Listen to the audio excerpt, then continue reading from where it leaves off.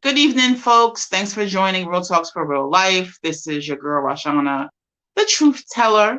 I'm here this evening. I have two guests who are going to just, talk. And we're going to talk about the world that we live in right now and the things that are being done to protect our children in advance. So, a proactive approach.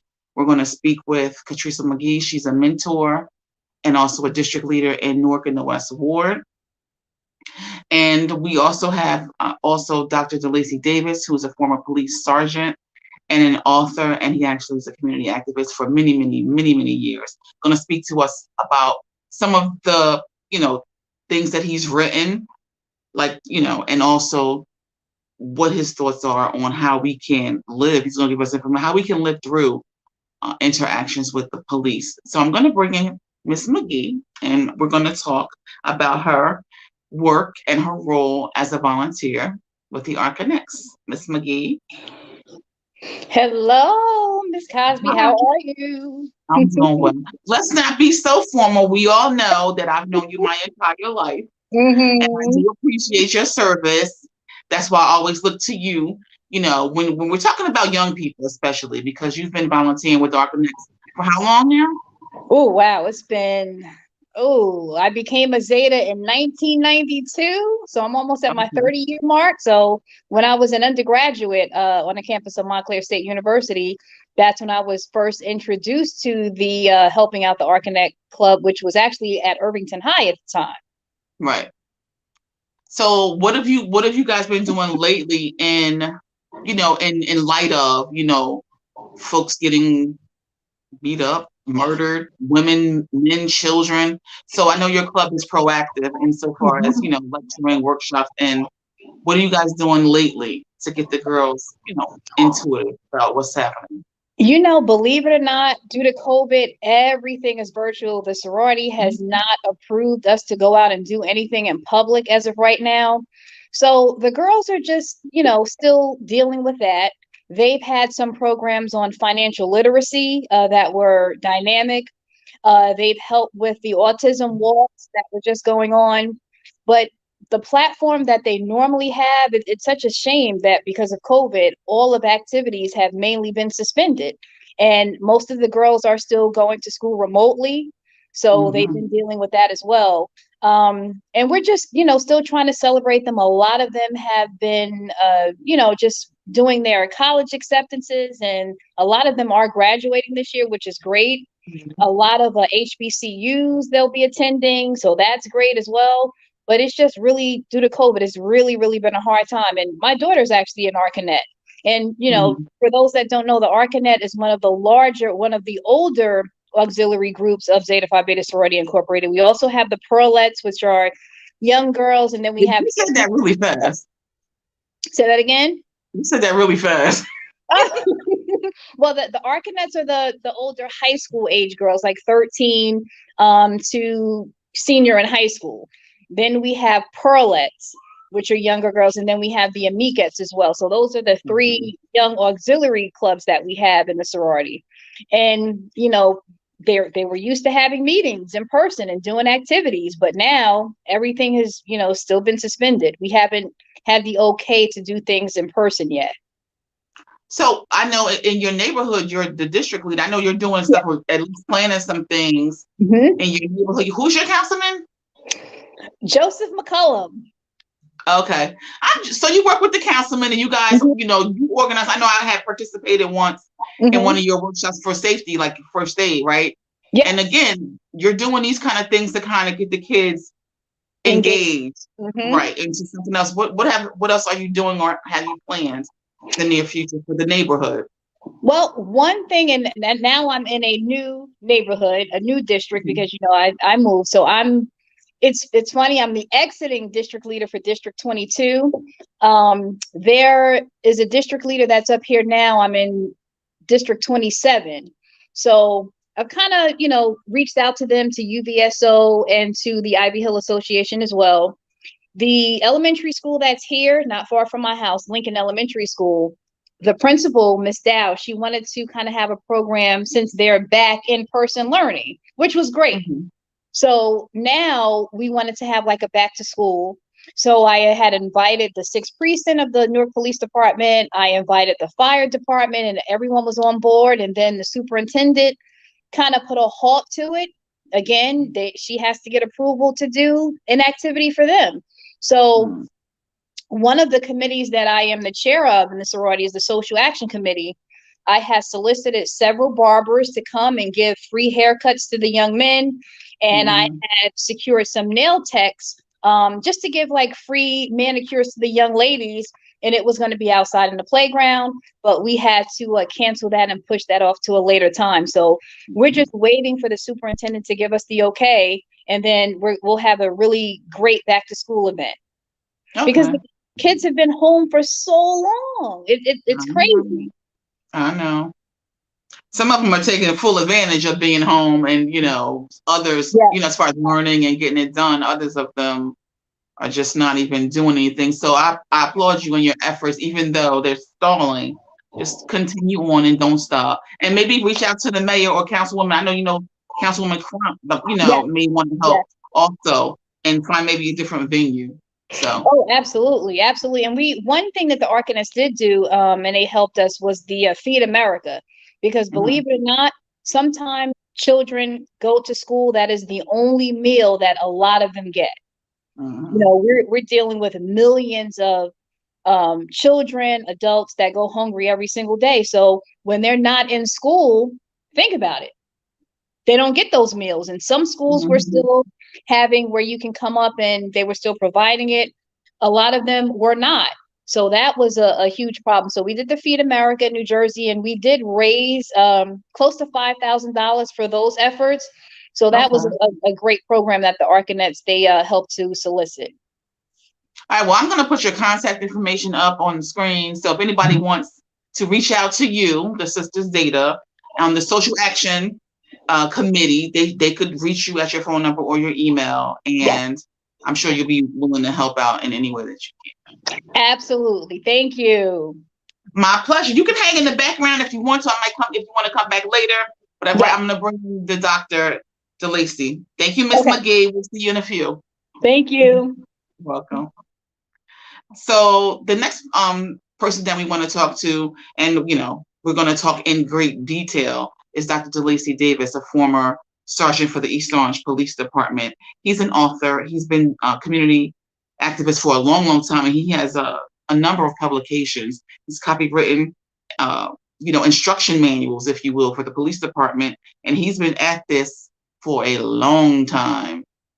And I'm going to bring him in so he can, talk about how we can live through police interactions. This brother was actually going up against the police and talking about the brutality of the police while he was still a police. So if you will, brave brother. Thank you, Dr. DeLacy, for joining us. Good evening. Thank you for having me. My pleasure. First, thank you so much. I know that you are doing a lot in your life professionally and personally. So I do appreciate the time that you've taken here, because a lot of people who are in law enforcement are hesitant about speaking the truth because they're still employed. And again, I commend you for all the years that you were, ringing the bell and saying it out loud while you were still in. But some of the folks now, they don't want to talk about it because they're afraid for their careers and whatnot. So thank you. Thank you. My pleasure. So let's just say, all right, how did you, once you finished identifying that there was a problem, what was the first thing that you did as a policeman to try and bring light, if you will, internally to the department for things that you saw that weren't right, if you will? So I didn't start internally. I actually started externally. And it was 1991, and it was pre-Rodney King. Actually, Hosea Reynolds, who was an East Orange police officer, I think it was about 91 for him. He was a rookie, and he had been wrongfully taken into custody by the Elizabeth Police Department. He had apparently applied to work there, did not get hired. The officers alleged that they saw a gun in his waistband when his shirt blew up. And so they took him into custody. And even though after they took him into custody, they had his ID, his badge, his gun, they still put him in a cell block with everybody else. So that was one of my early activities that I can remember. Now, prior to that, I had already started Black Cops Against Police Brutality. And the first thing I did when it was placed on my heart to do it, I went to my family and asked for their support. And what I said to them is that I just have to take a position. It was just gnawing at my my heart that this needed to be done, and it needed to be done inside. I was already a member of the Kinsmen, which is the Black police organization inside of the East Orange Police Department. And that chapter was affiliated with the Northeast and a part of the National Black Police Association, which was founded in 1972 in this country. So I told them I need to speak out. And I'm not asking you to stand up with me. I'm asking you to support me, because I recognize that what I'm going to do could cost me my life. And that was the conversation I had at dinner with my mother, a high school friend, Jerry, and everyone around the table. And they said they would support, and the rest was history. Initially, it was me and Hosea Reynolds, the same officer that I spoke of, who were the only cops, and the other 18 people were relatives. But I put shirts on them and jeans and boots and jackets and hats and told them, don't talk to the press. Tell them you got to talk to DeLacy. And so they believed we had 20 cops when we only had 2. And we did that until it was a long time before cops came on board. And I can tell you now, in hindsight, there were Black police officers who told me that their wives told them, you better not join his organization or I'm divorcing you. There were Black troopers that came to see me years later and say, they put your home address, your license plate, and all of your contact information up for other officers to target you, and wanted to apologize. And so we call that scary Negro syndrome, just Negroes that are scared for the sake of being afraid, or confused Negro syndrome, Black people in positions of authority more concerned with doing the right thing than doing the right thing. It's a real fear. I recognize it. That's why we coined a term for them, right? Long before I did my doctoral research. That's funny. Oh, yeah, we laughed all the time about it, and we still laugh about it. Because as I say to the community, while I'm critical of Black police officers, I'm very clear that my white counterparts would never, ever abuse and mistreat our community if Black and brown police officers weren't tacitly complying or actively participating. I agree. And that's just real talk. Real talk. That's right. I also recognize that it is absolutely ludicrous for us to assume, because someone is taking the oath to protect and serve the people, even though they're not, that somehow that the only requirement is, well, now they want college, but that doesn't make you smart because you went to college. And I got 4 degrees, so I can attest to that. Some of the dumbest people I know have college degrees. However, at that time, our thinking was, all you need is a GED or high school diploma to join the force and pass the test. And you get to make, in some places, $100,000 a year. And here comes DeLacy Davis talking about, I want you with your high school diploma to sacrifice $100,000 a year to stand up and tell the truth. Right. It doesn't fly up against the blue code of silence. And that's the sad part. So like you're in the trenches, if you will, after you got your start, and the tactic that you used was awesome. So I did that politically myself. You know, they don't know who's who. You know, just have a group of folks, you know, they either registered to vote or they're not. So, right. But the scary Negro syndrome, it pains me, not just in politics and in the police, in almost every industry. And so while we're here tonight to figure how do we live through the police, but the scary Negro also is the one who might be standing there watching his brother or sister get their behind whooped by the cop, and they so scared that they can't do anything, but they whip out a phone. So Neely Fuller's, Dr. Neely Fuller's work, I think in the 70s, was around race and racism. And Dr. Joy DeGruy, I know, as well as oh my God, Dr. Frances Cress Welsing, right? Her work is based on some of that. And so she talks about 9 people area activities that are dominated by racism and white supremacy. And that if we want the world to be more fair and just, then we have to get in these systems, understand them, tear them down, destroy them, rebuild them, and or reform them. And they are economics, education, entertainment, labor, law, politics, war, sex, and religion. And so you're right on point to talk about those 9 areas. And so what I encourage people to do is find one of them and spend the rest of your life working to make change. Kwame Ture, formerly Stokely Carmichael, said, and I heard him in one of his last lectures at the Newark Public Library many years ago. He said every Black person should belong to an organization. Yeah. And if it's a weak organization, make it stronger. And if you can't make it stronger, start your own. And then you must always ask the fundamental question about Africa and that Pan-African connection, and then work your way back. That is what we would consider Sankofa, right? Go back and fetch, return to the source, that we can't go forward until we go back to where we get our start. Go back and pick it up, fetch it. What has happened is that we are disconnected from our birthright and our natural culture of African people. And therefore, we have become a monster, if you will, in the sense that we are in an environment that is not natural to who we are culturally and spiritually, and we look like a monster trying to survive as our counterparts have behaved with all of the evidence that we see of their natural element, in their natural element, their natural behavior. We're not naturally idealistic, individualistic. I don't give a damn about you. Everyone that ran from down south to down north up here, right? From down south to down north, always brought family members with them, always made a way for somebody, always shared. We all could tell the stories just going back 1 or 2 generations where the neighbors disciplined everybody's kids. And the last thing you wanted to do was to go home and tell your parent that the neighbor disciplined you because you got it again. Right. Now it's folks coming out fighting you to the death, knifing you and killing you over their kid, and they know they raised a monster. And yeah, so, that's kind of weird. It's like, you have to. So when you talk about reach back and go back, where you started from and things like that, that's absolutely true. But some people get it messed up because just because you see a brown skinned person, they're not going to relate like you and I probably would, right? Well, that's my brother. You from Essex County, I'm from Essex County. Like you'll see you and it's love is love. But some people have their nose in the air, because they have a small position. As Sergeant Cheryl Dorsey would say from LAPD, my sister's always on CNN, all skin folk ain't kinfolk, right? And so we need to be clear about that.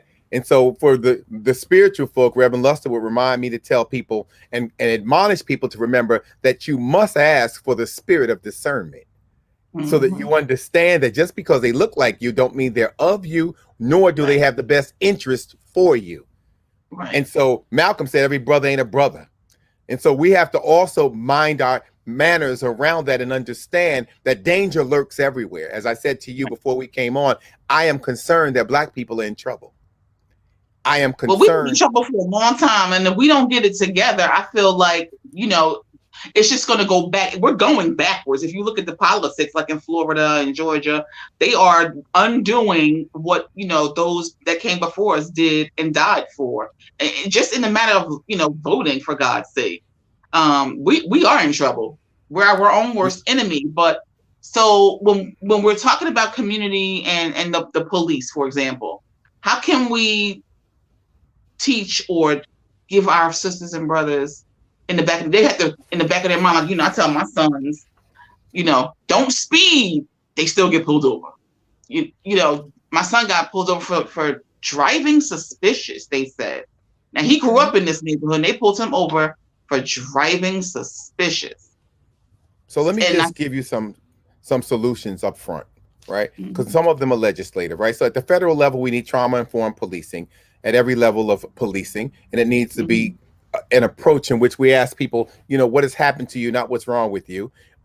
We need to obviously put consent decrees back in play so that they're suing police departments for pattern practice investigations because police officers don't comply and departments don't comply unless they're forced to, as we see in the city of Newark. We've seen in Bridgeport, Connecticut. We've seen with the state police when they were stopping people and ghosting people on the highway. We need whistleblower protection for good police officers. At the end of the day, we protected Sammy Bull Gravano to give up John Gotti, but he had murdered 19 people. So we said, we'll forgive all 19 if you just give us Gotti, and they gave him Gotti. So if you could protect a criminal who's a murderer, then why aren't we protecting and creating an apparatus for good officers who want to come forward? Because the wall of silence actually will collapse on those that come forward as it currently exists. some agencies, I mean, some governments are now addressing the police bill of rights. We're beginning to see that become a part and undone, because I believe firmly that when police officers have to pay a price personally, they'll behave differently. See, as you know, as long as when we get sued, the city government and the taxpayers pays the bill and the insurance company pays the bill, nothing's changed because I got away with it. But when my child doesn't get to go to college because now you took the college fund and you took a piece of the pension, and I'm paying you out 5 years like I married you and I didn't, but I broke the law and you've taken the protections away, right? Then we're looking at something different. We have to ban not just chokeholds, but any stress position. See, what they fail to realize, we're screaming ban a chokehold, but the death of Mr. Floyd was not a chokehold. It was a knee to the neck. That's a stress position. So as Alton Maddox, the attorney at war, used to always say in New York, Black people are always knocking at the wrong door and asking the wrong question. It's not a chokehold. It's a stress position, and we need to ban them all. I believe in divest and reallocate police department budgets. I'll get to civilian oversight. We need to make elected officials understand in our community that if you accept union campaign contributions, then you are toxic to our community, and we will not embrace you, because unions are protecting their members, which is what they were developed to do. We need accountability for law enforcement agencies via economic incentives to shift their policies, as we're beginning to see with President Biden doing some of that. And then we have to ban pretextual traffic stops, the hunch that something's wrong, like you just described with your son. That's just at the federal level. So we could talk a little bit, and then I'll give you state and local. I wanted to, when you said the police, and I saw this too. The politicians, I'm not trying to be funny or kick anybody's back in, because when I ran my campaigns, I got my little bit of money from the folks who believed in me, and that's how I won. Not one was a union. And especially the police, I think the police didn't like me because I was always kind of like, I had my eye on them, and I was asking questions and doing whatever. And I get treated a little differently, but I want to just restate what you said. Any elected official who gets a contribution, I don't care if it's the plumbers union, but especially from the PBAs. I'm talking about police unions. Yes, I'm talking about police unions specifically. Especially if you get a PBA donation, watch their behavior. Watch how they behave in their policies and their politics. Because in my city, for example, we went through, I've been on council about 11 years. It's like the third police chief that we had. Probably the fourth one now. And it was all political. Like, you had to force them out of age 65 at the end of the day anyway. But our mayor was going to create a position of deputy and allow lieutenants to apply because of his political, gain from that. It ultimately never made it, because you imagine you're going to skip. And at this time, Jonathan Parham, who was the #1 ranking candidate for chief, was sitting there. They're going to offer him deputy chief so that they could open it up to the white boys who were lieutenants to take the test. He was already at the top of the list. So just what I'm saying, like, I can't understand people with their power, and they don't protect us when they make the laws. They just want to look out for their pocketbooks. So then we end up getting screwed. Well, I think there's a couple of things. One is communities have to be empowered. Our communities have to be empowered. We just can't give our vote to people because they look like us. We can't. And I think we should be in all environments. We should be in the Democratic room. We should be in the Republican room. We should be in a third party room. We should be putting our money on all the horses. And the reason is because we should have no permanent friends and no permanent enemies, just permanent interests. And so if you are not moving in our interest, then we have to move against you and on you, period. Right. Because that's what other people do. Oh, I believe that 100%. I believe that. So there's, you hedge your bet, and then this is what we end up with. But the election now is for the state of New Jersey. Everybody's up. And we'll see how they behave. So even with A2, like the Second Amendment, I don't know what's going to happen in New Jersey, because now they offered and created some ban against registering your bullets and all. But these laws that Murphy's proposing is only going to affect those of us who are legal firearm owners. That's not going to stop people from getting illegal guns. True. So again, knocking at the wrong door, asking the wrong question. So at the state level, we recommend a couple of solutions. One, a special prosecutor to invest police use of force cases and police shootings. And that's all they should do, because as the late Johnny Cochran, the attorney, used to say, there's an incestuous relationship between the district attorney, the prosecutor's office, and police officers. If my career is made on how many cases I'm able to successfully close out and prosecute, and I need police officers to do it, then the last thing I'm going to do is prosecute police officers that I need for my career to be advanced. So it's a conflict of interest. We need to change deadly force standards from reasonable to necessary, as they're trying to do in California.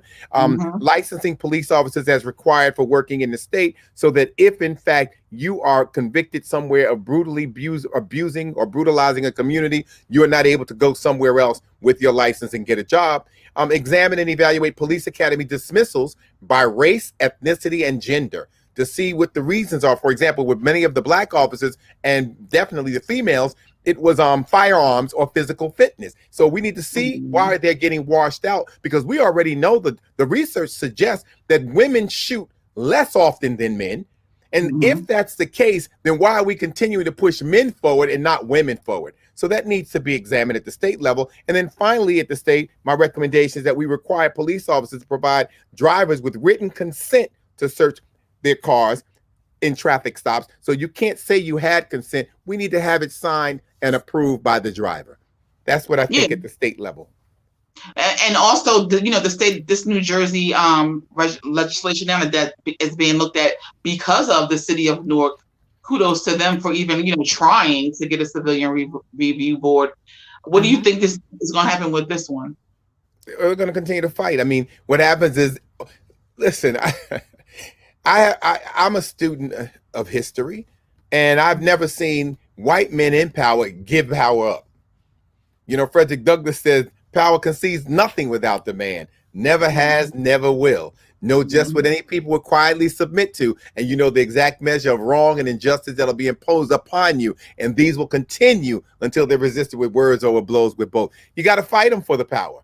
This is a bigger issue than just policing. It's those 9 areas, but this is also about the browning of America. This is about white guys losing power that they've had from generation to generation. It is not accidental that you have generations of police officers from different ethnic communities, as well as firemen. So this is about who controls. Like, you began to touch on the apparatus. Well, if we got someone, number one, who's black or brown, and they don't play ball with us, then what I'm going to do is create a position around them, under them, so I can then undergird my political power and undermine the person that's supposed to be in power. So it's understandable. We're in a war, and it's now come out to the forefront. It's been fully exposed, and we have to act like we're in a war, because it's not us that's going to suffer the most. It's the generations behind us that we have to now fight for. Frantz Fanon said that each generation has an obligation to the next generation, and they will either fulfill it or betray it. And that's the question we have to ask today.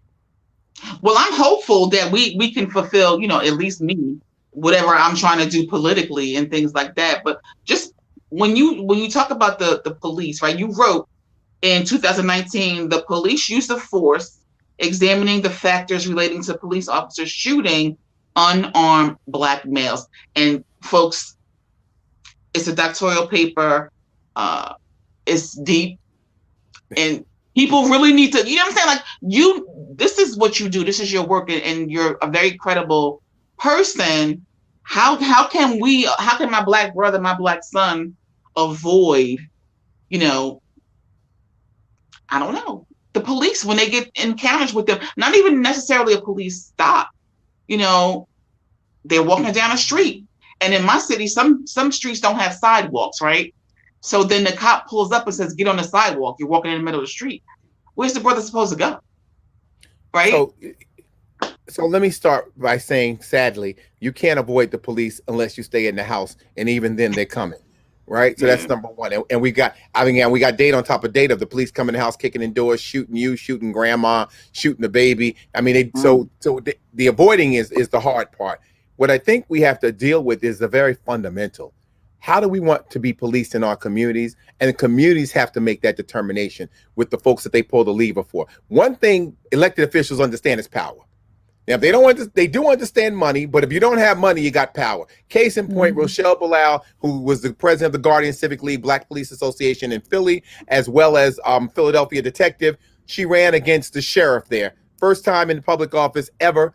He was a 2-time incumbent. She beat him by 20,000 votes. He had $1 million, the party line, and all the unions. She had less than $100,000 in all the community. Right. That's the equalizer, the community. Because when the community can feel you and they know that it's real talk and they recognize that it's the truth, they will stand with you. So the first thing we have to say is, how are the police behaving in our community? Do we find it acceptable or reprehensible? And then we have to move forward to address it. And there are systems that you can put in place to control the police. I often say to communities, you don't have to worry about controlling the police if you control the people who control the police. At the end of the day, if the mayor, elected official, council, whomever it may be, is held accountable for the actions of their officers, you'll see a different behavior. So, for example, the mayor of Newark, when Ras Baraka came into office, he supported civilian oversight. And as a result of his support for civilian oversight, the Justice Department was brought in. Right? Well, guess what? Last year, there was nobody shot by the police in Newark. I mean, I had someone on the first day of this year, but the reality is that it dropped precipitously because what officers understood was that there was going to be a reckoning and some accountability. And so they behaved accordingly. If people believe that Black lives do not matter on any day of every week, any week, then they will act recklessly. I don't think police officers get up and say, I'm going to kill Black people today. But what I do think happens is that they take a look at Black people and frame in their mind, based on their bias or preconceived notions, what they think of Black people. And it shows up in the interaction because we're very different with white suspects than we are with Black and brown suspects. No matter what the crime is, too. I've noticed that myself. Just, driving through the city, because I'm one of the people that I pull over, make sure it's not somebody I know. I'm not even going to lie. When I pull up and like make sure that's not my nephew, or especially pull over. I'm looking at the white people like, oh, they being nice. Not to be funny, I have nothing against my uncle. My favorite uncle was a policeman. May he rest in peace. But at the end of the day, everybody should be accountable and treated equally. That's my only thing. It's human rights. Everyone is entitled to due process, and everyone's entitled to be treated with respect and dignity. It's a human right, not a civil right, a human right. And so when that's not happening, racism affects all of us. Even white folks get impacted by it. And there's a reason. One of the things I want to caution, because you said something earlier that triggered me and I didn't get a chance to say it, but because you said we're in trouble and we got to do something. It is not the responsibility of the victim to change the behavior of the actor. And so racism is the responsibility of white folks to talk to white folks. Now, there's some stuff we need to do in-house about us, which is what you started talking about, the politics of it all, the conflicts of interest, the disregard for citizens, unless, of course, there's a benefit for you. I teach a course at Rutgers called Servant Leadership. And this past semester, I had the four Black mayors come in from the cities, right? Newark, Irvington, East Orange, and Orange. And what my students said to me Tuesday in giving me their feedback, they said, we just were thrilled that we had access to them and could ask them any question we wanted, and they gave us real answers. That's it. Right. Be accountable to the people. Mayor Warren's going to be on next week, actually. Tell him I said hello, please. I will. We're talking about the cannabis, and his city's doing it right. My hometown, Orange, they're doing it right. They're not, shying away from it because it's not going anywhere. So, we get rewards of it at the end of the day. So I'm walking down the street or I'm coming from the store, I encounter the police, right? Do you recommend or suggest that one will resist or be compliant insofar as, well, let me look through your car. I know you're saying it should be written, but it's not always the case. And is it true that the cop can look through your car even if you say no, if they suspect, something? Because my son got pulled over in Cranford. He was sitting on the curb for hours.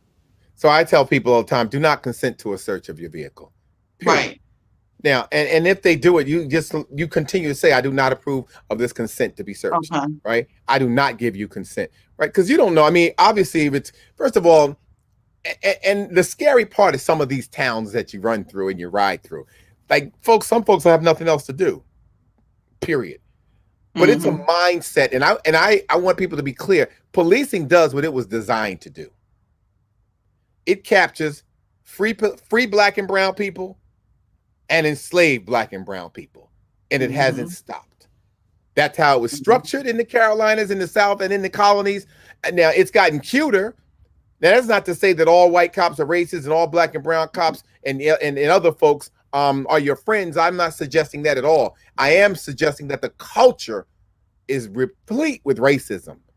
That's why our children get stopped. We're having this conversation that's now called the talk, right? That's what you're really asking me to do. We used to call it what to do and stop by the police. I wrote the curriculum for it in 1991. Right. We formalized it in 97 because it was becoming so pervasive. And so here we are 30 years later in the 30th year of Black Cops Against Police Brutality. I'm having a conversation that's 30 years old at least. So what it tells me is that it's systemic.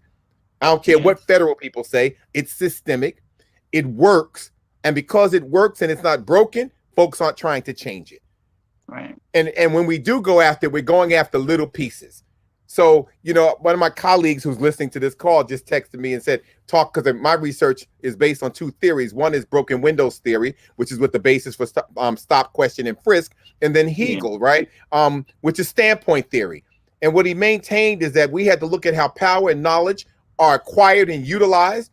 And that from the standpoint of and he was studying the slave-master relationship from the standpoint of the oppressor and the oppressed. But significant in the theory was that it is the oppressed who has the most accurate perspective and standpoint of the relationship. So when you say to me, the cops saying you're on the street, well, there are no sidewalks in this little town. So clearly there's nowhere to walk but on the street. So it's disingenuous. It's a pretextual stop.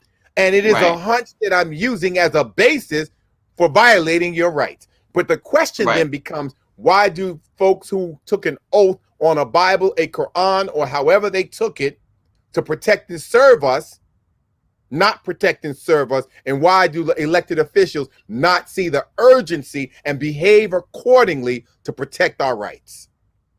And on that note, I want to just say out loud, and I want to say it really loud to every single New Jersey legislature who's up for re-election. I don't care what your party is. If you do not support A4656, which establishes a civilian review board in the municipalities, you are failing your district. Period. Point blank. It's not going to be perfect, but why would you not support this? Period.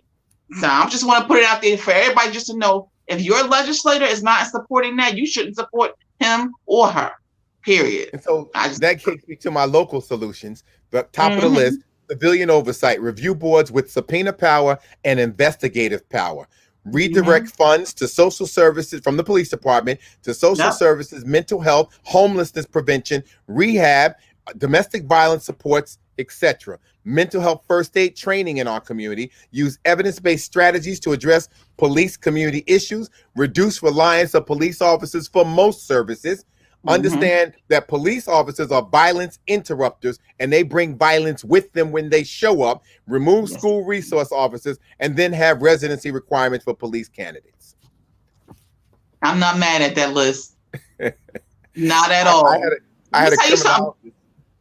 In our school, before we had the special twos, right? The retired police, we had crisis intervention. Lovingly we call hall walkers, right? But they had like the social work background and things like that's what we need in our schools. Are you kidding me? You bring in an old retired police officer, no offense to them, but we don't need a cop in the building running around chasing kids because their focus is different than that social worker woman would have been. Absolutely. Oh my goodness, that I'm not mad at your list, and I agree. So locally, folks, get it done. You can listen. It's hard to run. And remove qualified immunity, right? So you just can't have an officer just running around free to do whatever he or she wants to do. Again, you want to give a retiree a job, that's great. Let them be the crossing guard. I'm okay with that. But at the end of the day, we don't need to move our children closer to the criminal justice system. That's the problem. We were taught in the police academy that juvenile delinquency was anything that would be a crime when an adult did it. That's what juvenile delinquency is. However, we were also told that arrest is the last course of action, and we want to divert children and young people out of the system. Well, with police officers in the schools, we throw them into the system because we bring the system right to their front door. So if you want to bring a police officer to the front door, why don't you bring the mayor's office to the school as well? And why don't you bring all the other services that their parents are paying for to the school so we can see everything in action? Yeah, they're not going to do that, and it's a shame too. But when you talk about so the National Parents Union, I want to put it out there like that. They're doing a national convening on the 15th, and their focus is empowering parents to, getting involved in the schools and get involved in elections locally. And so National Parents Unions, they have a thing that they're talking about. Black kids should not, go from, playground, to the prisons. They deserve education, not incarceration is what their little slogan is. So people just, I'm encouraging people to be focused, pay attention, and be diligent. And I do really want you to give us a little snippet of the talk, even though it's 30 years old. Just in a nutshell. Here's a big piece. Know the difference between a war and a battle. A war is when you risk it all and you may lose it all, up to and including your life. A battle is a fight that you can afford to walk away from, run from, hide from, and live to fight another day. We must develop the skill sets, the capacity, and the ability to de-escalate. The police officers should be doing it, but because they don't do it as a survival tool, we must learn to do it and decide, is this the moment when I'm going to war, or is this the moment when I'm just going to lose a battle so I can win the war later? And that's a tough call. Every individual will have to make that call, but I certainly have taught my children, and because sometimes even when you do everything right, you still get stopped. I've been stopped with a state trooper throwing my badge in the highway with my child in the car and calling me an a-hole, right? So it can happen. However, we still want to give them the capacity to de-escalate, to reduce the chance of violence. We want them, if you haven't done anything wrong, right? Don't jump out the car and take off running. You may be afraid, even if it's a warrant. So I've got friends right now, Reverend Dr. Nicole Simpson, who's from Jersey City, hood girl, as she would say it, now a pastor living in Plainfield. And she said, the moment that they saw Sandra Bland killed, right, that she lost her life and had a $500 bail, she said the first thing she did was identified 5 friends who would agree that no matter what went on in her life, if she called, that we would give $500. And that's when you need to have your Fav 5. Right? Our community has got to go back to basics. I started this conversation with that. We've got to protect the community. What you said is one of the strategies. When you see young people pulled over, stop and watch. Safe distance, take out your camera, film the encounter. Because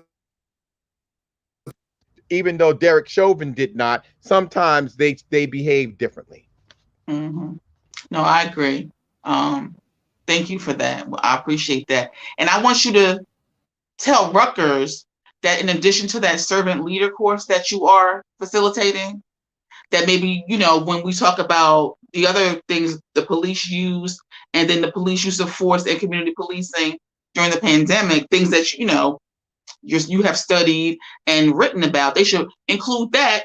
So some of us could come in and take those workshops and lectures, with you at Rutgers. And I can't hear what you're saying. Did you mute me? I muted you, but I can hear you. Right. So, what I'm also doing is taking care of my 87-year-old dad, which I know you know. And so what happens is I'm sitting here, I've been waiting for him to be transported home and the hospital called. So I listened to you and I put you on mute so they could tell me that the time had been changed. So we're good. Okay, good. But you hear what I'm saying? Like, this is about Rutgers in terms of having the speakers. Go ahead. You at your Rutgers position because, I can't remember what show I was watching. It was probably one of those syndicated shows, but they were talking about the courses that some of these colleges offer. The dumb courses, ludicrous courses, when social justice courses, even if it's not, for credit, just for, one's own and, edification. This is what we need to be teaching the young people. So what I can say to you, at least for my course, and my dean is Dr. Charles Menefield, who recruited me to participate at Rutgers. I'm teaching servant leadership. And as I said, I just finished with my students, and servant leadership was about caring about people. And so my students were able to have this kind of dialogue every week with a different leader from a community who practiced it, whether it was someone from the clergy, someone from business, someone from communication, all the fields that we just talked about. Yes, I had someone from all of them come in. But what I think was significant is that the university, because we're in the School of Public Affairs and Public Administration, right? This is what the school was encouraging. Have a conversation about the death of George Floyd. Don't just leave it out there. Engage your students. I had some students with challenges around mental health and mental wellness. And so one of the students said yesterday in the debrief, they were giving me feedback. They said, you're one of the few professors for us to ask every class, how was your weekend? How are you doing? That's how I began. But that comes out of that caring about people. What I wanted them, like, I didn't want them to have quizzes every week, right? Just regurgitating information. I wanted them to have full conversations and discussions about their experiences in the world, what servant leadership looks like, what did Greenleaf mean when he coined the phrase in 1970, and how does it relate to your life today relative to social justice? Right. Well, look, I want to encourage everybody also to go on Amazon and get your book. I'm going to post the name of the book again. Black Cops Against Police Brutality. The brother wrote it while he was, in the mix, and he was out here risking his life to tell the truth. And I do feel your pain. Trust me. So let me give you a fun fact about that book that most people don't know. The editing was paid for by Rita Owens, who was the mother of the Queen Latifah. She was very supportive of our work at Black Cops Against Police Brutality. And I'm so grateful to her because whatever we were doing, she always came out to support and to protest. Right. That's why, I don't know if that's why, but I know that her daughter, we all, admire her too. UNICY was one of my favorite songs from the Queen. UNICY, right? She got the roots. So we applaud her, Sister Carol. And her daughter, Raven, is in social work. So she's also touched her life in that way. So it's good stuff. I mean, our community has got to be fully engaged.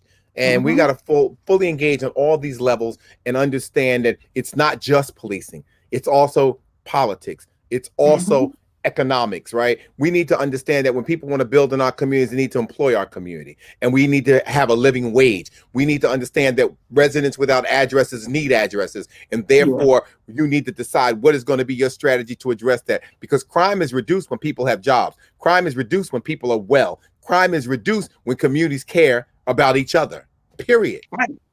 So when before we go, you talking about crime is reduced. I do have to just say to you that back in the day, in the old days, when and I think it was Cuomo, the brother on the TV, he said that nobody's going to do anything about the gun laws until Black people start getting guns and form militias, right? And I will tell anybody who is listening, you need to, if you are eligible, you need to just get a firearm permit because you can. And I had somebody question me, under oath, why I got a firearm permit. And I said, because I could. Don't ask me about that. And so in the state of New Jersey, I don't think people understand that there are still constables, and they just recently redid the law to provide and require training of constables. And, they have certain duties that they are able to do. What do you think? What are your thoughts insofar as the constables? Are they viable? Would they be helpful in some situations in some communities, or So I think that before they were police officers, they were constables and sheriffs. So that was the foundation of policing in this country. And so obviously I'm not opposed to constables. Constables, it would be the same thing as police officers. Who's doing the training and what is the curriculum? And that's where we need to understand if that's the direction the country or the state is moving, then we need to ensure that we have an impact on what they're being taught and what their duties look like. Because if you're going to simply just take constables and do the same thing that you do with sheriffs, that you do with police officers, it's more of the same. So I think it's always helpful to have more people engaged in our community, but it needs to be engaged in a meaningful way, in the way that the community believes it should be engaged, not the way elected officials believe it should be engaged, or folks that have got an axe to grind and or a dollar to be made.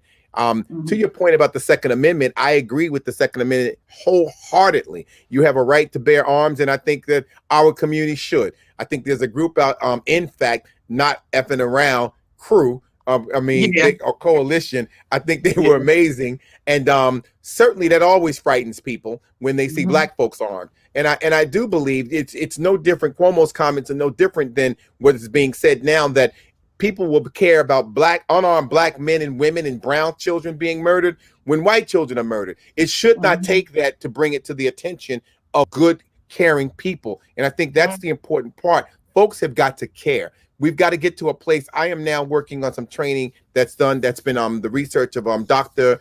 Loretta Ross around the Black community calling people out, calling people on, and calling people in. And calling in is simply investing in people, emotionally caring. We're holding you accountable, but we're also maintaining our integrity about what we believe and allowing you to keep your humanity, as opposed to calling you out, which has to be done sometimes, but not destroying your life and calling you out, or calling you in which I tell you, I don't like your behavior, you need to change it, but I'm not going to invest in you emotionally.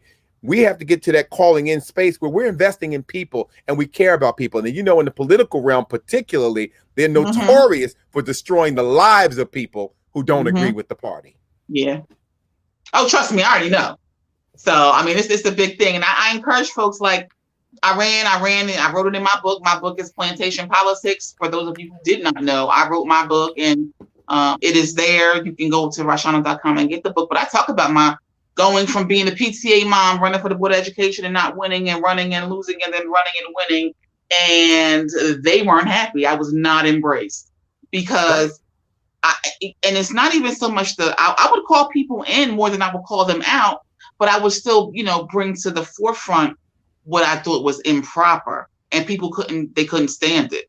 So I'm the only person getting ethics violations, while the white people are doing the same thing as me, voting the same way, but they voted me up, and I got paid $100. So I mean, it is what it is. But I appreciate you, and I appreciate Miss McGhee. I'm gonna bring her back in so that before we close, we can all just share and make sure that we are all safe. Dr. DeLacy, I appreciate your time. I have put your information. If anybody wants to contact you, they should go to your website and look you up, and engage in the education that you have to offer. Ms. McGhee, thank you for being here again. I know that we were talking a long time, but I'm glad that you stayed. Continue to do the good work that you do for the young ladies, and I will be here on next week with Mayor Warner. So thank you guys for coming, and I will speak to you very, very soon. Well, I thank you for having us. I appreciate remarks, it. Dr. DeLacy? I'm grateful. Thank you for having us. I appreciate it. It's a pleasure to be here. Catresa, it's great to see you again. You as well. To hear the great work that you're doing. I mean, all of this work is interconnected and interrelated, and our survival is dependent upon us being successful at doing this work as a collective and a collaborative. Absolutely. Great talks. Great talks. Okay. I will talk to you guys very soon. Thank you again. All right. Bye-bye. All right. Be well. All right. So that was a really good talk. There's a lot to unpack from that, Dr. DeLacy. We were in the same space. We were doing different things. Of course, he was doing police, I was doing hair. But, we always would hear about the work that he was doing on the police force. And we appreciate him for that. So go to his website if you want to get the book, and just get in tune with it, brother, because he's the same talk that he's giving 30 years later from the time when he wrote it is still relevant. And I just have to say again what he said: pick your battle. I know we talked about how do we live through it. Is it a war? Is it a battle? Do you want to live through it or not? So when it comes to police interaction, that's how you live through it. I'm going to say that. Yeah. DeLacy he's a breath of fresh air. I agree. And I'm sorry, you guys, your comments weren't there. I have no producer tonight, but thanks for tuning in. Next week, we will be here, and we're going to have the Honorable Dwayne Warren from the city of Orange Township. He is going to be here, and he's going to discuss with us how and why his council supported him in embracing the recreational marijuana and how they determine the zones and how they're going to utilize the funding. And just for full disclosure, the city of Linden has not had a real conversation about it yet. I had made an attempt at the community, update that I was trying to provide 2 weeks ago, and the mayor said our city hired a lawyer. The lawyer said follow the League of Municipalities, which is telling people to vote no. And I disagree. I think we should do our research. We should, weigh the pros and the cons and do our due diligence for the greatest utility here in the city of Linden. So I'll see you all next week. Thursday at 7:00, we'll have Mayor Warren from the city of Orange Township. Thank you for joining us. Stay tuned. Good night.